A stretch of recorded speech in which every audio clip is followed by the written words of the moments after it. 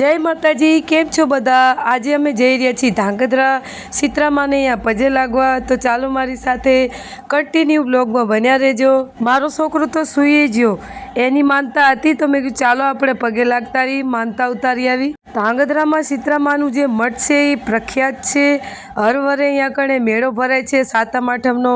ખૂબ જ આનંદ આવે છે. તો ચાલો આપણે સીતરામાના મંદિરમાં ચડીએ. અમે તો ખરા બપોરે આવ્યા હતા, 1 વાગી ગયો તો, એટલે તો કોઈ લોકો દેખાતું નથી. બધા હાલચાલ કરવાવાળા તો કેટલાય છે, પણ મંદિરે કોઈ નહોતું. તારું માંડીને બધા જતા રહ્યા હતા. તો અમે દર્શન કરી લીધા, પગે લાગી લીધું, ઘડીક 5 મિનિટ બેઠા, આનંદ લીધો. ખૂબ જ સારું લાગે. આપણે મંદિરે આવી તો આપણે બહુ જ આનંદ આવે. તો મને તો બહુ મજા આવે છે. તો કહું આવું ચાંક રોજ જતા રહી અને વિડીયો બનાવતા રહી, બ્લોગ નાખતા રહી. પછી તો મારો છોકરો જીદ કરવા લાગ્યો કે મને જલ્દી બૂટ પહેરાવી દો. તો એના પપ્પા પહેરાવતા હતા. અને આપણે હનુમાન દાદાનું પડખે મંદિર છે, ભીડભંજર હનુમાન દાદા. તારું માંડી દીધું હતું એટલે આપણે અહીંયા કેમેરો લઈ જઈને વિડીયો ઉતાર્યો નથી, એટલે તમને દેખાડ્યું નથી.